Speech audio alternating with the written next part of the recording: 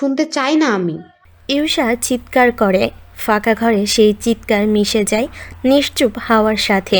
পরপরই হাউমাউ করে কেঁদে উঠল মেয়েটা। দুহাত দিয়ে এক ধাক্কায় টেবিলের সমস্ত কিছু ফেলে দিল ফ্লোরে। বই খাতা ফুল সব এলোপাথারি ছড়িয়ে ছিটিয়ে পড়ল। পরপর গা থেকে টান মেরে শাড়ি খুলে ফেলল ইউষা। এক ঘষায় লেপটে দিল লিপস্টিক। চোখ ডলে ডলে কাজল মুছে সারামুখী ঘষল। হাতের চুড়িগুলো পাগলের মতো খুলে খুলে ছুঁড়ে মারল দিক বেদিক। তারপর পা ভেঙে ধপ করে বসে পড়ল নিচে। দুহাতে মুখ চেপে ধরে বুক ফাটা কান্নায় মেতে উঠল। সেই কান্না ঝড়ে বেগে উছলে আসা ঢেউয়ের মতো। অয়ন ভাই ওকে ভালোবাসে না। অয়ন ভাইয়ের মনের কোথাও ও নেই। তাহলে ওর এত ভালোবাসা, এই অপেক্ষা, এই টান সব মিথ্যে, সব একতরফা ছিল। ও যে অয়ন ভাইয়ের প্রেমে তিলে তিলে মরছিল, সেসব ভুল। অয়ন ভাই কোনোদিন ওকে ওই চোখে দেখেননি। ইউষা কাঁদতে কাঁদতে কাত হয়ে ওখানেই শুয়ে পড়ল। শক্ত মেঝে থাপড়ে থাপড়ে কাঁদলো, চেঁচালো, গঙ্গালো, আহজারি করলো, এপাশ ওপাশ করে ছটফট করলো একটা জবাই করা পশুর মতো। তার ভাঙ্গা সুরের কান্নায় ঘরবাড়ির প্রাচীরও যেন চুপসে বসেছে একচোট। কাঁদতে কাঁদতে বলল, আমার ভালোবাসা এত সহজে মিথ্যা করে দিলে অয়ন ভাই। একটা মেয়ের দিনের পর দিন পাগলের মতো ছুটেছে তোমার পেছনে। তুমি হাসলে সে হেসেছে। তোমার একটু মন খারাপ হলে যার খাওয়া দাওয়া বন্ধ হয়েছে। তোমাকে দেখার জন্য চাতকের মতো রাত জেগে বসে থেকেছে। সেই মেয়েটার ভালোবাসা তোমার একটুও চোখে পড়লো না। তুমি আমাকে ভালোবাসলে না অয়ন ভাই। আমি কিভাবে বাঁচবো এখন? কি নিয়ে বাঁচবো? আমি তো কোনোদিন কোনো ছেলের দিকে তাকাইনি। তুমি ছাড়া কারো কথাও ভাবিনি। তাহলে তুমি কি করে পারলে আমাকে রেখে তুষিকে ভালোবাসতে? এ অবধি এসে হঠাৎ থেমে গেল ইউষা। সচেতন চোখে ভাবল, কিন্তু তুষি যে তোমাকে ভালোবাসে না অন ভাই। ও যে মেজো ভাইয়াকে ভালোবাসে, আমার জানাতে হবে, তোমাকে জানাতে হবে। মেয়েটা ধরফর করে উঠল। এক চোটে দৌড় অবধি এসে ছিটকিনি টানতে গিয়েও থমকালো ফের। না না, এই কথা আমি কি করে বলবো? তুষি অন্য কাউকে ভালোবাসে জানলে তো অয়ন ভাই যে কষ্ট পাবে। অয়ন ভাই হাসছিল, সুখ ছিল ওনার হাসিতে। ওই হাসি তো মুছে যাবে তাহলে। আমি বলবো না, আমি কাউকে কিছু বলবো না, কিছু বলবো না আমি। পরপরই গলা ভেঙে ডুকরে কেঁদে উঠল ইউষা। কিন্তু আমার কি হবে? আমি এখন কি নিয়ে বাঁচবো? এতদিন তো তোমাকে ঘিরে বাঁচতাম, তোমাকে ভেবে বাঁচতাম। এখন ওই অধিকারটাও আমার রইলো না অয়ন ভাই। তো নিষ্ঠুর হতে পারলে তুমি? ইউষা ফের টেবিলের কাছে ছুটে এলো। কেমন উন্মাদের মতো এ ডয়ের ও ডয়ের হাতালো, সব এলোমেলো করলো। ডয়ের যত কাগজপত্র ছিল ছুঁড়ে ছুঁড়ে ফেললো বাইরে। কিন্তু যেটা খুঁজছে সেটা নেই। অধৈর্য চিত্রে মেঝেতে বসে টেবিলের নিচের ডয়ের খুলল। তারপর জয়লপিকে হুক ধরে টানতেই চুপ করে একটা ডায়েরি কোলের উপর পড়ল। ইউষার হাত থামে। মলিন হেসে ধরে ডায়েরিটা। উঠে বসে বিছানায়। প্রথম পৃষ্ঠা উল্টাতেই সারা পাতা ভর্তি অয়নের নাম। পরেরটাতে অয়নের স্কেচ, এক হাতের ইউনিফর্ম, গলায় ট্যাটোস্কোপ ঝোলানো, কোমর অবধি আঁকা একটা পুরুষালী স্বাস্থ্যবান শরীর, যার চারপাশটা জুড়ে শুধু লিপস্টিক পরা ঠোঁটের ছাপ। ডায়েরিটা বুক চেপে ধরে হুহুক করে কেঁদে উঠল ইউষা। নদীর মতো উত্থাল পাত্তাল চোখের পানিতে গাল গলা চাপিয়ে বুক ভিজে গেল তার। সতেজ দেহ নিশানা করে ছুঁড়ে দেওয়া তীর বুকে এসে বিঁধলে নিস্তেজ হয়ে মানুষ যেমন পেছনে হেলে যায়, অমন নিথরের মতো শরীরের ভার ছেড়ে চিত হয়ে শুয়ে পড়ল ইউষা। বিবি করল বোঝা গোলায়। আমি এখন কি করবো অয়ন ভাই? তুমি আমার না, আমি তোমার কেউ না। এসব জেনেও কি করে থাকবো আমি? কিভাবে প্রতিটা দিন তোমাকে চোখের সামনে দেখবো? তোমার মন অন্যতে, এসব জেনে বুঝেও কি করে সহ্য করব সেটা? কেন তুষিকে ভালোবাসলে অয়ন ভাই? এবার যে তুমিও কষ্ট পাবে, ঠিক আমার মতো কষ্ট। যখন জানবে তুষি তোমাকে ভালোবাসে না, ঠিক এভাবেই ছটফট করবে তুমি। ভালোবাসার মানুষ ভালো না বাসলে খুব যন্ত্রণা হয় অয়ন ভাই। এই যন্ত্রণা মরে যাওয়ার চেয়েও অনেক ভয়ানক। কেন ওকে ভালোবাসতে গেলে অয়ন ভাই? কেন? কেন? কেন? ইউষার আহজারি রুমের ইটকাট আসবাবগুলো চুপ করে শুনছে। জানালার গ্রিলের ফাঁক গলে তেড়ে আসা জ্যোৎস্নাও মুখ তুলেছে হাহাকারে। অবহেলায় নিরন্তর বাজতে থাকা সাউন্ড সিস্টেমটাও এসে বুঝে ফেলল বোধহয়। তার ভেতর থেকে করুণ এক সুর এসে ঠিকরে পড়ল ঘরময় মিহির স্বরে গাইল, কেন রোদের মতো হাসলে না, আমায় ভালো বাসলে না, আমার কাছে দিন ফুরালেও আসলে না। তুষি পা টিপে টিপে সিঁড়ির শেষ মাথায় এসে থেমেছে। চারপাশে ভুতুড়ে অন্ধকারে মাঝে ছাদের একদিকে একটা ছোট্ট বাল্ব জ্বলছে। ও দরজা দিয়ে মুখ নামিয়ে উকিঝুঁকি মারল। চোখ পড়ল একটু কোণের দিকে। ধোঁয়া আর সিগারেটের তামাটে গন্ধে বুঝে নিল ইয়াসিন নিশ্চিত ওখানে। অমনি তুষি নাক কুচকায়। বিটকেলটা এত সিগারেট টানি কেন? কদিন আগেও দেখেছিল, আজকেও পাক্কা বিড়িখোর একটা। তুষির সাহস শুধু বাড়ছে। আরেক কদম পা চেপে চেপে ইয়াসিরের পেছনে এসে দাঁড়ালো।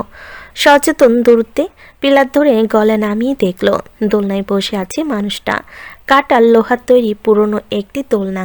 আঙ্গুলের ভাঁজে জল করছে আধো পোড়া সিগারেট। একটু আগে বিরক্ত হওয়া মেয়েটা এবার মুগ্ধ চোখে চেয়ে থাকে। ইয়াসির যতবার সিগারেটের টান বসে ফুরফুরে হাত ধোয়া চালো, ততবার নিবিষ্টতায় খেয়ে হারালো তুষি। এক অদ্ভুত উচ্চাটনে আবিষ্কার করে ফেল। পুরুষ মানুষকে সব থেকে বেশি আকর্ষণীয় দেখতে লাগে সিগারেট খাওয়ার সময়। ইয়াসির হঠাৎ নড়ল। লোহার দোলনার শিকলে ঝনঝন শব্দ হতেই ঘাবড়ে গেল তুষি। ভাবল উঠে আসবে, তারপর ওকে দেখে নিলেই তো সর্বনাশ। চুপি চুপি ছুটতে নিল ফিরতে। অমনি রুক্ষস্বরে ডাকল সে, এই চোর। মেয়েটা পা থমকে গেল। অমনি চোখ দুটো বেরিয়ে এলো বাইরে। কি আশ্চর্য! দেখে ফেল। তুষি চুপচানো মুখে পিছু ফিরে চাইল। ভুরু কুচকে বসল সহসা। ইয়াসির এখনো ওদিক ফিরেই বসে আছে। এদিকে তাকায়নি তো, তাহলে ওকে দেখলো কি করে? তার ভাবনার মাঝেই ফের আদেশ চলল সে, এদিকে এসো। তুষির এবার ভয় লাগছে। এদিকে এসো মানে কি? ধাক্কা দিয়ে আবার নিচে ফেলবে নাকি? নিশ্চয়ই ভাবছি পরিচয় পেয়ে তুষি ওর খাবারে ভাগ বসবে। এত সোজা? ফেলতে এলে ভালোবাসা ভুলে তুষি এমন জায়গায় মারবে জীবনে কাউকে দেখাতেও পারবে না। মেয়েটা তাও ভদ্রে নেই, পাশে এসে দাঁড়ালো। এবার চোখ তুলে চাইল ইয়াসির। লাল দুটো মণি দেখে তুষির মারপিটে সব ইচ্ছে হাওয়া ছেড়ে দেয়। নেতিয়ে আসে মুখশ্রী, আগ বাড়িয়ে হড়বড় করে ওঠে। আমি আপনার পিছু নিয়ে আসিনি, বিশ্বাস করুন। আমি তো এমনিতেই এসে। কথা কেড়ে নিল ইয়াসির। বলল মাঝপথে, বসো। তুষির চোখ শৃঙ্গে আটকে পড়ল কথার বান। বসবে, তাও ওনার পাশে? ঠিক শুনছে ও। কি হলো, বসো। ধমকের জোরে ধপ করে বসে বলল তুষি। খুব জোরে নড়ে উঠল দোলনাটা, কিন্তু ইয়াসিরের শক্ত শরীর বিন্দু মাত্র টলল না। আর কোনো কথাও বলল না সে। নিশ্চুপ বাতায়ন গায়ে মেখে সিগারেটের ঠোঁট পড়ল শুধু। পুরোটা শেষ করে বাকিটুকু ছুঁড়ে ফেলল নিচে। অদূরে হবে কোথাও একটা। তুষি খুঁজতে যায়নি। ওর সেই মন থাকলে তো। দু চোখে ছাপানো অলিক মুগ্ধতা নিয়েই ইয়াসিরকে দেখছিল সে। বিস্তৃত ওই আকাশে মস্ত বড় চাঁদ উঠেছে আজ। পাশে অসংখ্য টিমটিমে তারা। এর মাঝে এই নির্জন ছাদের কিনারায় ও আর ওর বিটকেল, যাকে তুষি ভালোবাসে। হৃদয় থেকে নিংড়ে দেওয়া সব অনুভূতি এক এক করে ভালোবাসে। বড় দোলনার দু প্রান্তে বসে দুজন।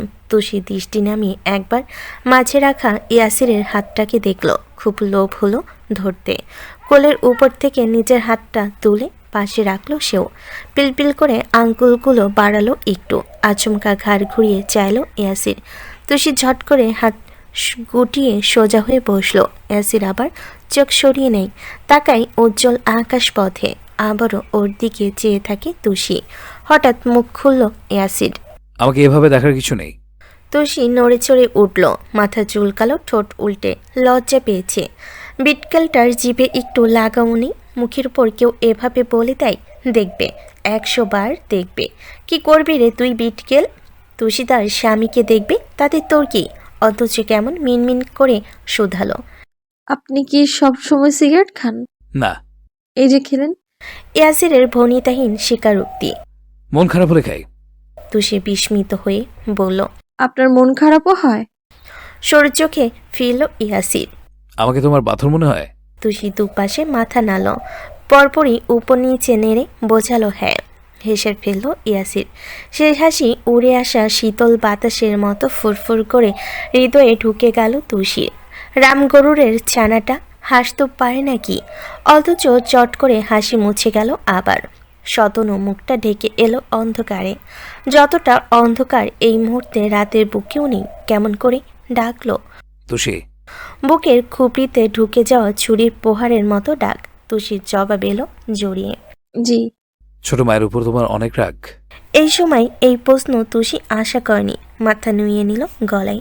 ইয়াসির বলল, ছোট মা এমন নন, উনি খুব নরম মনের মানুষ, এত অভিমান রেখো না।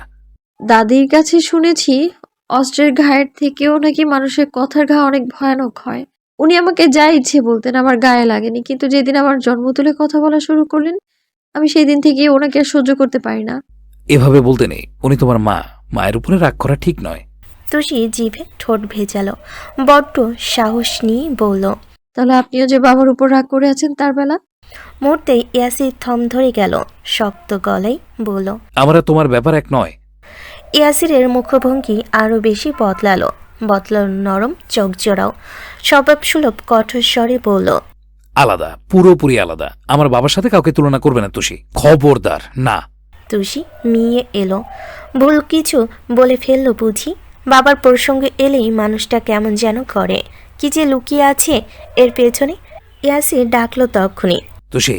ও জবাব দিল সাথে সাথে। জি। উদাস স্বরে প্রশ্ন করলো ইয়াসির। তোমার জানতে ইচ্ছে হয় না তোমার এই হারিয়ে যাওয়ার কারণ, বা কেন তোমাকে চুরি করা হয়েছিল? তুষি সজরে মাথা নাড়ল করে। ইয়াসির শুষ্ক কণ্ঠ গাঢ় হলো, ভরাট জমাট স্বর কেমন হাঁসফাঁস করে বলল। আমার বাবার জন্যে। চমকে উঠল তুষি, হতবাক আওড়ালো। উনি চুরি করিয়েছিলেন? বাবা আর্মির উঁচু র্যাঙ্কের অফিসার ছিলেন। শুনেছিলাম মায়ের সাথে ওনার বিয়েটা পারিবারিকভাবে হয়। দাদুভাই পছন্দ করেছিলেন মাকে, বাবাও বিয়েতে কখনো অমত করেনি। তখন আমাদের এই সৈয়দ ভবন পুরোপুরি তৈরি হয়নি। দিদুন দাদাভাই মফস্বলে থাকতেন, শহুরে আলো বাতাস দাদাভাই খুব একটা পছন্দ করতেন না। কিন্তু মা চেয়েছিলেন আমাদের ঢাকার ভালো স্কুলে পড়াশোনা করাতে। গ্রামে তো অমন সুযোগ সুবিধা নেই, তাই জমি কিনে বাড়ি বানানো শুরু হলো। সে সময় শুধু নিচতলা তৈরি হয়েছে। মোট 3টে শোবার ঘরের, একটাতে আমি, সায়নয়ন, আরেকটাতে বাবা মা, আরেকটা ঘর ছিল ছোট মা চাচ্চুর। চাচ্চু এখানকার একটা ব্যাংকে চাকরি করতেন। বাবা বাড়ি আসতেন বছরে 2বার কিংবা লম্বা কোনো ছুটিতে। কিন্তু আস্তে আস্তে কি হলো জানি না, বাবার ওই আশাটা কমে যাওয়া শুরু হলো। ঈদ সেতো, কুরবানি আসতো, পুজো কাটতো, আমরা ফোন করতাম, বাবা আসবে না। শুনতাম এ মাসে অনেক ব্যস্ততা, আসা হবে না। বাবা সব থেকে বেশি আদর করতেন সায়নকে, মোস্ট পোলাইট বয় ছিল। বাবা যা বলতেন কোনো দিনও ওকে অবাধ্য হতে দেখিনি। অন্যদিকে আমি ছিলাম একটু বাউন্ডুলে, বেখেয়ালি আর অনেক বেশি দুরন্ত। মা আমার যন্ত্রণায় অস্থির হয়ে যেতেন। সারাদিন ক্রিকেট বন্ধু আর হইচই করেই বেড়াতাম। বাড়ি এলে বাবা বকতেন, ধমকাতেন, কিন্তু লাভের লাভ কিচ্ছু হতো না। অয়ন তখন আরেকটু ছোট ছিল। আমি আর সায়ন পিঠাপিঠি, বয়সের গ্যাপ 1 বছরের মতো। সায়ন এত নরম ছিল ছেলে, অথচ ওর গলার স্বর আমি কখনো উঁচু হতে শুনিনি। যেখানে ও বড় ভাই, সেখানে উল্টা আমি ওকে শাসাতাম, মারতাম, আবার প্রচণ্ড ভালোবাসতাম। থামলো ইয়াসির, একটু দম নিয়ে বলল। ও আমার জীবনের প্রথম বন্ধু, আমার বেস্ট ফ্রেন্ড। যাকে মেরে রক্ত বের করে দিলেও কোনোদিন মাকে গিয়ে নালিশ দেয়নি। উল্টো বলতো পা পিছলে পড়ে গিয়েছে। সেবার সায়নের খুব জ্বর হলো। বাড়িতে তখন আমি, মা আর ও। ছোট মা তখন অন্তঃসত্ত্বা। 5 মাসের পরপরই ওনার মা ওনাকে নিজের কাছে নিয়ে গিয়েছিলেন। এদিকে আমার স্কুলের ভ্যাকেশন শুরু হলো। দিদুন ফোন করে চাচুকে বললেন আমাদের সাথে নিয়ে যেতে, কিছুদিন থেকে আসবো গিয়ে। কিন্তু সায়নের শরীরের অবস্থা ভালো না, ও যেতে পারবে না দেখে আমিও যাইনি। চাচু অয়নকে নিয়ে গেলেন। ওখান থেকে ছোট মায়েদের বাড়ি কাছাকাছি খুব। এদিকে সায়নের জ্বর নিয়ে মা অস্থির, প্রায় কিছুতেই কমছিল না। ডাক্তার জানালেন ও ডেঙ্গু পজিটিভ। খবর পেয়ে অনেক মাস পর বাবা ছুটে এলেন বাড়িতে। কিন্তু হুট করে আমি আবিষ্কার করলাম আমাদের এই বাবা আর আগের বাবার মধ্যে কোথাও একটা বিস্তর তফাৎ। খুব অল্পতেই মায়ের সাথে বাবার খিটমিট শুরু হলো। সামান্য ভুল পেলে ভাতের দানায় চুল পেলেও রাগারাগি করতেন, যা এর আগে আমি কখনো দেখিনি। সেদিন সন্ধেবেলায় হুট করেই বাড়িতে চেঁচামেচি শুরু হলো। বাবা মা ঝগড়া করছেন। সায়ন আর আমি আঁতকে উঠলাম ব্যাপারটায়, ছুটে গেলাম দুজনে। যে আমি বোধ হবার পর থেকে কোনোদিন মাকে বাবার সাথে উঁচু গলায় কথা বলতে দেখিনি, সেদিন দেখলাম মা বাবার কলার ধরে বলছেন, কেন ঠকালে আমাকে? নিজের সারা জীবন এই সংসারের পিছনে বিলিয়ে দেওয়ার প্রতিদান কি এই সব ছিল? সাথে হাও মাও করে কাঁদছিলেন মা। আমি আর সায়ন অত শত বুঝিনি, ছোট ছিলাম, শুধু হা করে দেখছিলাম সবটা। বাবা তখন রাগে ফুঁসছেন, তর্কে তর্কে ভাঙচুর অবধি করলেন। সায়ন কাঁপছিল, ওর গরম শরীরটা দুহাতে আগলে দাঁড়িয়েছিলাম আমি।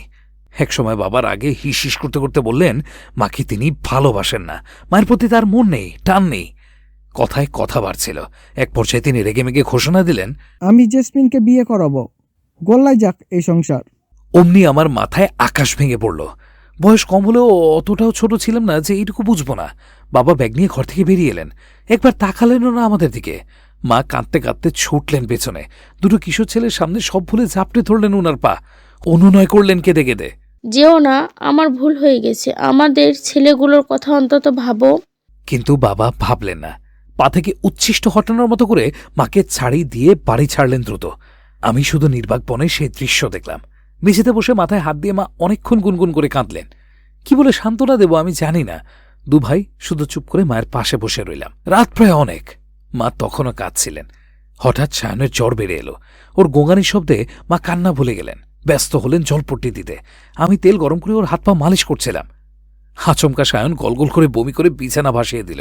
বমির সাথে রক্ত দেখে আমাদের বুক কেঁপে ওঠে। থরিখরি করে রওনা করলাম হাসপাতালে। বাড়িতে তখন পার্মানেন্ট কাছের কোনো লোকই ছিল না, শুধু গেইটে দারোয়ান ছিলেন। তখন আমাদের একটা গাড়ি ছিল, সেটাও বেরিয়ে যাওয়ার সময় বাবা নিয়ে গিয়েছেন সাথে। হত রাতে গাড়ি পেতে পেতে একটা যুদ্ধ গেল মায়ের। দারোয়ান চাচা না থাকলে হয়তো তাও পেতাম না। কাছের একটা ক্লিনিকে পৌঁছলাম, কিন্তু এই মাঝরাতে কোনো ভালো ডাক্তার নেই। ফোন করে রাখতে হবে, আর তার আগে রিসেপশনে একটা ভালো অঙ্ক জমা করার কথা হলো। অথচ আমার মা তখন শূন্য, হাতে যা টাকা ছিল তাতে হবে না। মা বারবার অনুরোধ করছিলেন অন্তত ওকে ভর্তি করার জন্য, টাকা না হয় পরে দেবেন। কিন্তু শুনছিলেন না ওনারা। বাবার পরিচয় দিলে যে কোনো জায়গায় এক্সট্রা খাতির করা হতো, কিন্তু মা পরিচয় দিচ্ছিলেন না, হয়তো খুব অভিমানে। শেষে আমি পরিচয় দিলাম, তাও বলা হলো কোনো একটা ডকুমেন্টস দিতে, যাতে প্রমাণ হবে উনিই আমার বাবা। অথচ মায়ের স্মার্টফোন ছিল না যে ছবি দেখাবো। একজন আর্মি অফিসারের বউ হলে মা খুব সাদামাটা মানুষ ছিলেন তখনও। অতিরিক্ত বিলাসিতা, বাড়তি টাকা খরচা করা এসব আমি কোনোদিনই দেখিনি। মাসের জন্য বাবা যতটুকু দিতেন সব আমাদের 3 ভাইয়ের পেছনেই ঢেলে দিতেন দুহাতে। আমি মায়ের ওই ছোট্ট ফোন থেকে বাবাকে কল করলাম, কিন্তু বাবা ধরলেন না, কেটে দিলেন। কয়েকবার কল দেওয়ার পরে মুখের উপরে বন্ধ করে দিলেন ফোনটা। আমি উপায় না পেয়ে চাচ্চুকে ফোন করি। অনেক রাত, চাচ্চু ঘুমোচ্ছিলেন, তাও বিপদ শুনতেই এক কথায় বললেন, আমি এক্ষুনি আসছি। কিন্তু নগর তো আর ধারে কাছে নয়, আসতেই অনেক দেরি। মা এসে বললেন, ওকে অন্য হাসপাতালে নিয়ে যাই, চলো। তারপর আবার সেই গাড়ি পাওয়া নিয়ে যুদ্ধ। তখন তো আর এত আধুনিক ব্যবস্থা ছিল না। কোনোরকম একটা বেবি ট্যাক্সি ধরে রওনা করলাম ঢাকা মেডিকেলের পথে। সায়নের শরীর আস্তে ধীরে আরও খারাপ হচ্ছিল। নাকি ছিদ্রে রক্ত থেকে মা ফুপিয়ে ফুপিয়ে কাঁদছিলেন। ও শরীরে হাত রাখলে আমার মনে হচ্ছিল জ্বলন্ত চুলোয় হাত দিয়েছি। গাড়ির ভেতরে ও শুধু বাবাকে ডাকছিল, কখনো জিজ্ঞেস করছিল। মা জবাব দেননি, কাঁদছিলেন হু হু করে। আমরা ঢাকা মেডিকেলে গেলাম, কিন্তু ডেঙ্গুর প্রকোপে হাসপাতালে অতিরিক্ত ভিড় ছিল তখন। কোনো খালি বেড নেই। যেভাবে বাড়ছে পেশেন্টকে সেইভাবে শুয়েছে, কেউ বেঞ্চে, কেউ মেঝেতে। আইসিইউ তো লম্বা সিরিয়াল। ভালো নার্স ডাক্তার কিচ্ছু নেই। যারা ছিলেন তারা ঠিক করে দাঁড়িয়ে দুটো কথা বলারও সময় পাচ্ছিলেন না। মা আমাকে মেঝের এক কোণে বসালেন। সায়ন আমার কোলে মাথা রেখে শুলো।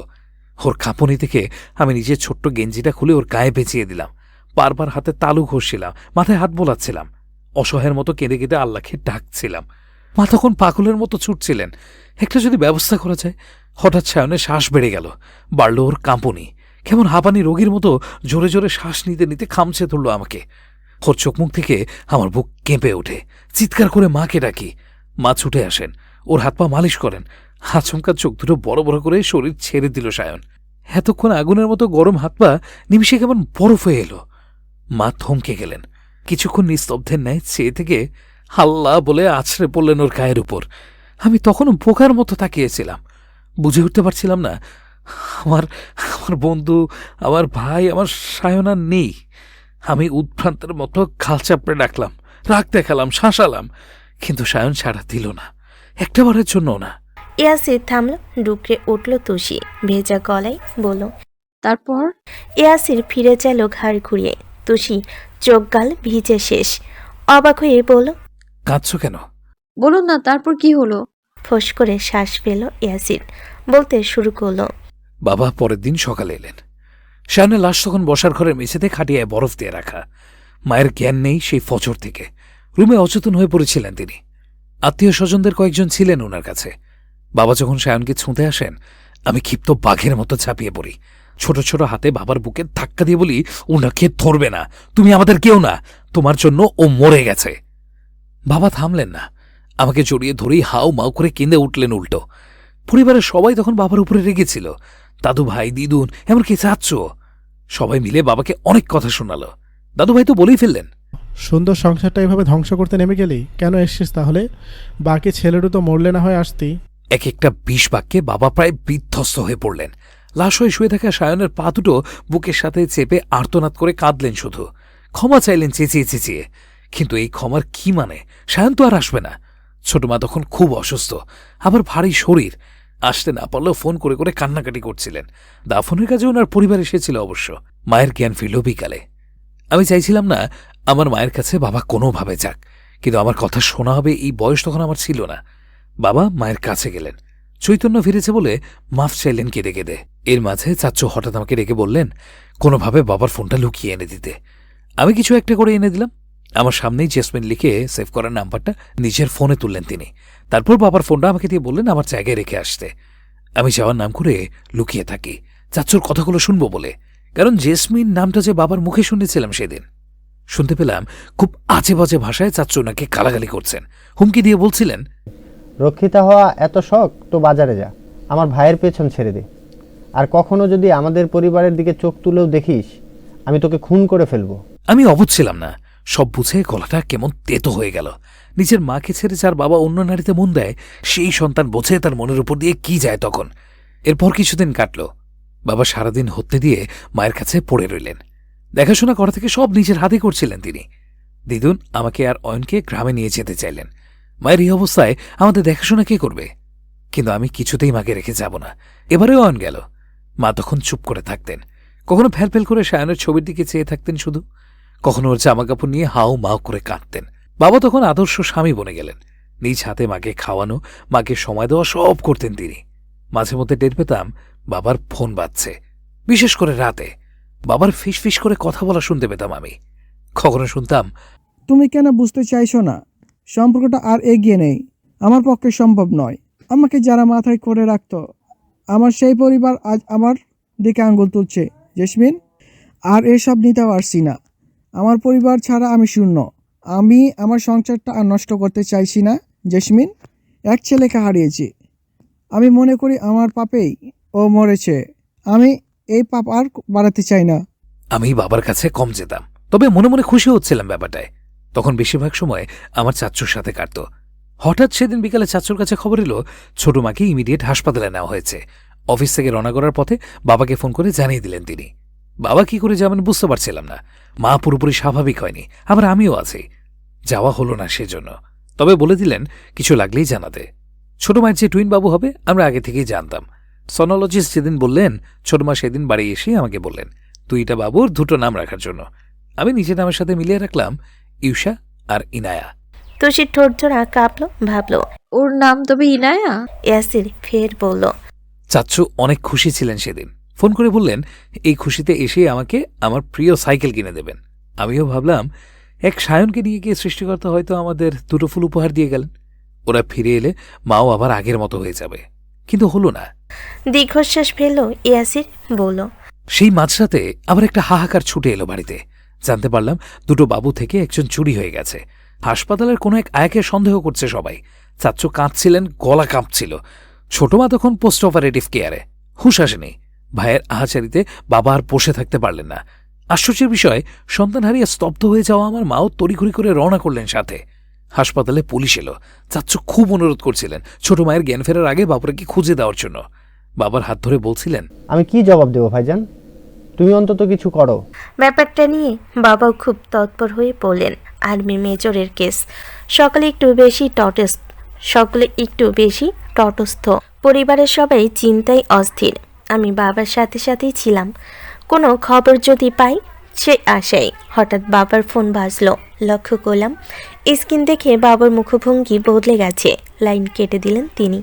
ফোন আবার বাজলো, বাবা আবার কাটলেন। পরপরই টুং করে মেসেজ বাজলো একটা। তাতে কি লেখা ছিল আমি জানতাম না, তবে বাবা তাড়াহুড়ো করে ফোন নিয়ে এক কোণে গিয়ে দাঁড়ালেন। এর পরপরই দেখলাম বাবা আর নিজের মাঝে নেই। কথাবার্তা শেষ করে কেমন নিষ্প্রাণ শরীরের মতো এসে দাঁড়িয়ে রইলেন শুধু। এতক্ষণ পুলিশকে ধমকানো, তাগিদ দেওয়া, এদিক সেদিক কল করে লোক লাগানো, মানুষটা আচমকে কেমন চুপ করে গেছে। কথা নেই, শব্দ নেই, মুখের দিকে তাকানো যাচ্ছে না। অয়ন কাছে গিয়ে ডাকলো, বাবা। কেমন নির্জীব চোখে চাইলেন তিনি। ও কেঁদে কেঁদে জিজ্ঞেস করলো, বাবুটাকে পাওয়া যাবে তো? বাবা জবাব দিলেন না। আমার সন্দেহ গাঢ় হলো। সব গিয়ে বর্তালো বাবার ফোনে। কে ফোন করেছিল, কি এমন বলেছিল বাবাকে জানার জন্য মরিয়া হয়ে উঠলাম। ওত পেতে রইলাম একটা বার ফোনটা হাতে পাওয়ার জন্য। তারপর ওই রাত কাটল। বাচ্চাটাকেও কোথাও পাওয়া গেল না।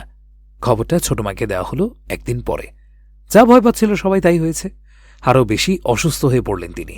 ইমিডিয়েট ঢাকায় নিয়ে আসা হলো। প্রায় 20 দিন লেগে গেল উনার সুস্থ হতে। মা নিজেকে, নিজের দুঃখকে ভুলে ছোট মায়ের দেখাশোনা করছিলেন। আর ইউষা তখন ওর নানুর কাছে থাকত। ছোট মা শুধু কাঁদতেন, বুক চাপড়ে চাপড়ে বলতেন, আমার বাচ্চাটাকে কেউ এনে দাও। বিশেষ করে যখন ইউষাকে কোলে নিতে যেত, কান্না বাড়ত ওনার। শুধু হা হুতাশ করে বলতেন, আপা, আমার ওই মেয়েটারও তো এখন খিদে পেয়েছে, তাই না? ও নিশ্চয়ই কাঁদছে। ও কি ওর মাকে খুঁজছে না? ও কি ওর মাকে খুঁজছে না আপা? আমার মেয়েটাকে কোথায় পাবো আপা? কে এনে দেবে? কি করলে এনে দেবে? আপা, ও বেঁচে আছে তো? ইয়াসির ফের তুষির পানে চাইল। চিবুক গলে নামিয়ে ফোপাচ্ছে মেয়েটা। একটু থেমে বলল, আমার কাছে বাবার ফোন পাওয়ার সুযোগ এলো ঘটনার 1 সপ্তাহ পর। বাবা ওয়াশরুমে ছিলেন, ফোন টেবিলে। আমি ছোঁ মেরে নিয়ে দৌড়ে নিচে রুমে চলে এলাম। ইনবক্সে ঢুকে দেখলাম ওই তারিখের কোনো মেসেজ নেই। এমনকি জেসমিন নামটাও সেভ নেই ফোনে। বুঝলাম বাবা সব ডিলিট করে দিয়েছেন। তারপর পাগলের মতো সারা ফোন ঘাটলাম আমি। সৌভাগ্য বলবো না দুর্ভাগ্য জানি না। তারপর ইয়াসির থেমে গেল। কৌতূহলে মুখ তুলল তুষি। তারপর অতীতে সেই বিদঘুটে দৃশ্য ইয়াসিরের সামনে ভেসে উঠল। কানে বাজল সেসব জঘন্য ফোন আলাপ। শওকতের ফোনে অটো কল রেকর্ড চালু ছিল। হয়তো এটুকু ডিলিট করতে ভুলে গেছিলেন ভদ্রলোক। ইয়াসির তারিখ ঘেটে ঘুটে একটা নম্বর দেখল। 10 মিনিটের কথোপকথন। কাপা আঙ্গুল নেড়ে প্রেস করলো সেখানে। ভেসে এলো শওকতের চাপা স্বর, সমস্যা কি তোমার? কেটে দেওয়ার পরও এত বারবার কল করছো কেন? ও পাশে রিনরিনে নারী স্বর বলল, ইস, খুব ব্যস্ত বুঝি। বাচ্চাটাকে তাহলে আর খুঁজে পেলে না? তুমি এসব কি করে জানলে? সেটা তো বড় কথা না। বড় কথা হলো, এখন তোমার কেমন লাগছে? পরিবার পরিবার করে আমাকে ছেড়ে গেলে এখন পরিবারের দুর্ভাগ দুর্দশাগুলো উপভোগ করছো নিশ্চয়ই। শওকত রেগে বলল, বিপদের সময় এসব কেমন মজা জেসমিন? তুমি জানো সাইফেলের ওপর দিয়ে কি যাচ্ছে? ওর একটা বাচ্চা মিসিং এখনো। একটা বাচ্চা? ও মা, বাচ্চা কি দুটো ছিল নাকি? ইস, ভুল হয়ে গেছে তাহলে। ফোন রাখো। আরে শোনো তো, এত রাগ করছো কিসে সৈকত? আগে তো ঘন্টার পর ঘন্টা কথা বলতে, এখন 2 মিনিটও দিচ্ছ না। জেসমিন ফোন রাখো। মানুষকে জ্বালানোর একটা সীমা থাকে। আমার পরিবারের কি অবস্থা আন্দাজ আছে তোমার? থাকবে না কেন? অবশ্যই আছে। বাচ্চা হারালে সবাই কষ্ট হয় সৈকত। সবার মনের উপর দিয়ে ঝড় যায়। আমারও এমন হয়েছিল যখন তুমি নিষ্ঠুরের মতো বলে দিলে আমাদের বাচ্চাকে অ্যাবর্ট করে ফেলতে। ইয়াসিরের চোখ কেঁপে উঠল। বাচ্চা? তোমার জন্য বাবা আমাকে জোর করে নিয়ে অ্যাবর্ট করিয়ে দিয়েছেন। আমার প্রথম সন্তান ছিল সৈকত। কি ক্ষতি করেছিলাম আমি তোমার? কেন আমার সাথে এমন করলে? তোমার ভাই আমাকে ফোন করে যা নয় তাই বলেছে সেদিন। আমি তোমার রক্ষিতা। বলো, রক্ষিতা আমি তো রক্ষিতা হতে চাইনি সৈকত। আমি তোমার স্ত্রী হতে চেয়েছিলাম। স্বপ্ন দেখেছিলাম তোমাকে নিয়ে। কিন্তু তুমি সেই স্বপ্ন পায়ে পিষে দিয়েছ। ইউজ করেছো আমাকে। যদি শুরুতেই বলে দিতে তোমার স্ত্রী জীবিত, আমাদের সম্পর্ক এত দূর গড়াইও না। তুমি ঠকিয়েছো আমাকে। তোমার স্ত্রী 2টো ছেলে রেখে মারা গেছে, তাই না? এসব বলেছিলে তো। দিনের পর দিন আমাকে ব্যবহার করো। আমার শরীরটাকে ব্যবহার করেছো। পরিবারের দোহাই দিয়ে ছুঁড়ে ফেলে দিয়েছো আমাকে। তোমার জন্য আজ বাবাও পরিবারের কেউ আমার পাশে নেই। প্রত্যেকের মুখ ফিরিয়ে নিয়েছে। প্রতারক। এই এক গান আর কত গাইবে? যা হয়েছিল সব আমাদের সম্মতিতেই। আমি তো তোমাকে জোর করিনি। আর এসব কথা বলার কি আর সবই নেই আমার বাড়ির লোকদের এখন? জেসমিন হাসল। মাঝপথেই বলল, খারাপ অবস্থা? তাই তো, অবস্থা তোমাদের আরও খারাপ হবে সৈয়দ সৈকত ইসলাম। জেসমিন আরাকে তুমি চেনো না। আমাকে ঠকিয়ে তুমি আমার জীবন, আমার বাচ্চার জীবন নিয়ে খেলেছ। তোমার ভাই আমাকে নোংরা ভাষায় গালাগালি করেছে। তোমাদের আমি এক দণ্ড শান্তি দেব না। সবে শুরু করলাম, এবার দেখো কি হয়।